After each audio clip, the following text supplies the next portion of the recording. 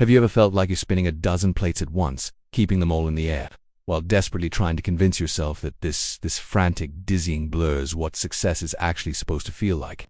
You wake up in the morning, and before your mind even has a chance to settle into the day or enjoy that first sip of coffee, you're already doing three things at once. You're firing off emails while half listening to a conference call. You're texting a friend back while stirring a pot on the stove, hoping nothing burns. You're scrolling through your phone while someone you love is talking to you. And you're nodding at all the right moments, pretending you're fully there, but your heart and mind are miles away. And on the surface it feels efficient, doesn't it? It feels like you're getting ahead. It feels like you're the kind of person who can handle it all, the one who doesn't drop the ball. Because look at you, you're moving fast. You're responding in seconds. You're staying busy. You're crossing things off that never-ending to-do list in a world that constantly rewards speed, constantly praises the hustle, and constantly tells us that doing more is the same thing as being more. It is so incredibly easy to believe that this is the right way to live. We've been conditioned to believe that multitasking is a badge of honor, a skill to brag about, a sign that you are capable, driven, and productive.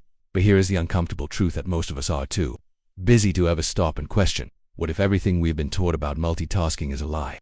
What if this thing that feels like productivity is actually the very reason you feel so bone-deep exhausted when the sun goes down? What if this constant juggling act isn't helping you climb the mountain, but is actually the weight quietly holding you back? It doesn't happen in an obvious way. It's not a loud, crashing sound that screams for your attention. It's slower than that.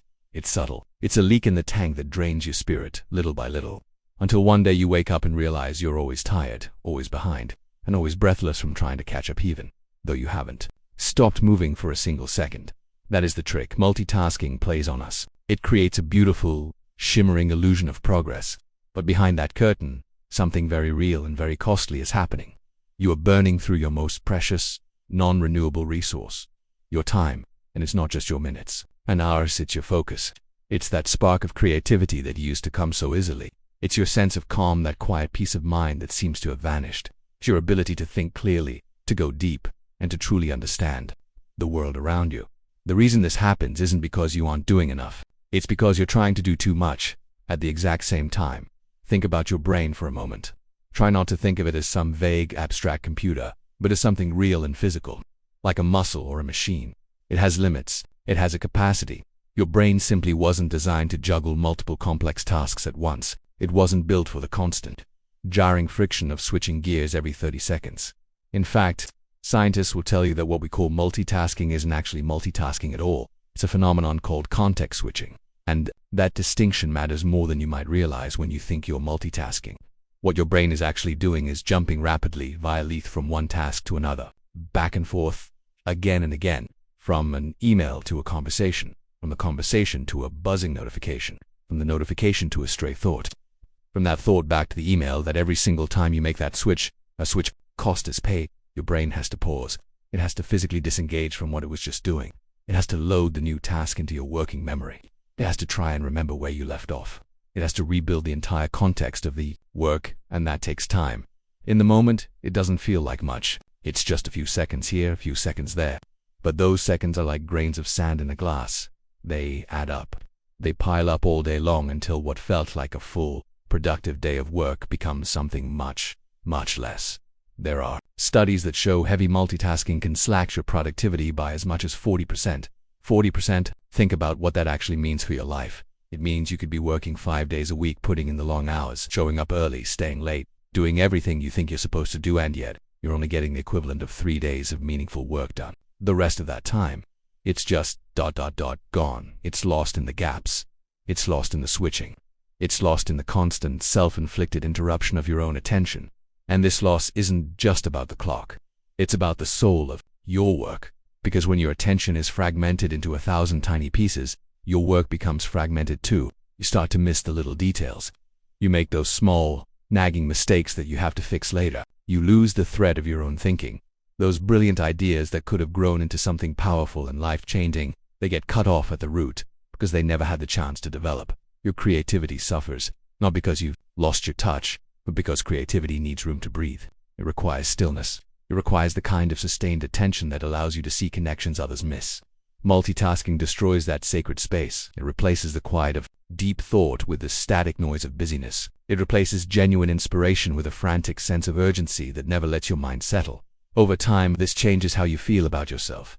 When you're always switching, always reacting, always trying to keep your head above water, you start to feel a heavy sense of overwhelm. You feel like you're perpetually behind, no matter how hard you run. There's this constant low-grade pressure in your chest, a quiet tension, this nagging sense that no matter how much you do, no matter how many fires you put out, it is never quite enough. And that feeling is exhausting. It's not the good kind of tired you feel after a day of hard, honest work. It's a mental and emotional drain. It wears you down. It makes you question your own competence.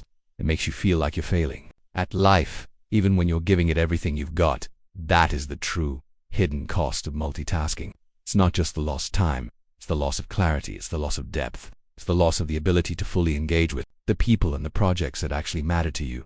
You lose the feeling of being the captain of your own ship. Instead, the day starts to control you.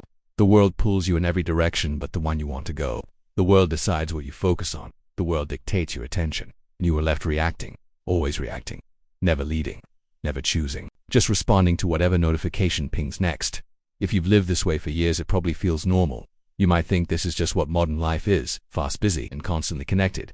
But normal does not mean effective, and it certainly does not mean healthy. So, how do we break the cycle? How do we stop the constant switching and reclaim our focus in a world that seems designed to steal it away from us? The answer is surprisingly simple. It doesn't require a complicated system or a complete overhaul of your entire life. It starts with something so small it might feel insignificant. 10 minutes. Just 10 minutes. But I'm not talking about 10 minutes of half-hearted effort. I'm talking about 10 minutes of pure, crystalline, uninterrupted focus on one and only one single task. I call this the 10-minute focus block. At first it sounds too basic, doesn't it? We've been trained to believe that big, systemic problems require big, complex solutions. We wait for the perfect time to change, or some dramatic breakthrough. And while we wait, we overlook the tiny shifts that have the power to change everything. Here's how you actually do it. First, you choose one task, not two, not a list of 5, just one. This is vital. The power of this technique comes from the absolute simplicity of the choice. You aren't trying to fix your whole life in this moment. You aren't trying to clear your inbox. You are choosing one thing that truly deserves your attention. Then, you remove the distractions. And this is the part that requires real honesty with yourself. We all say we want to focus, but we keep our exits nearby.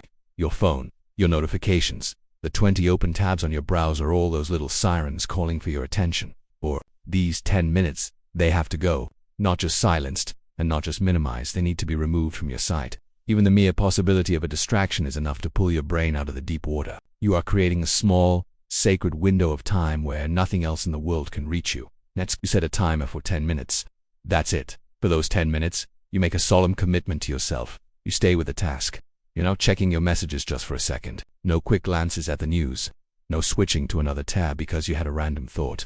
Just you and the work. And here's the part no one expects. The first few minutes are going to feel uncomfortable. Your mind is going to itch. It's going to resist. It's going to look for an escape route because it's so addicted to the hit of a new notification. You will suddenly remember an urgent email you forgot to send. You'll feel a desperate urge to check the weather or your bank balance. This is where the real growth happens. Focus isn't the absence of distraction. It's the act of noticing the distraction and doing gently without judging yourself not to follow it. You bring your attention back over and over again. And then, slowly, something beautiful happens. The internal noise starts to fade. Your mind settles into the task. The work becomes clearer. You begin to move forward, not in jerky bursts, but in a steady, rhythmic flow. When that timer finally dings, you'll likely be surprised. You'll realize you made real, tangible progress.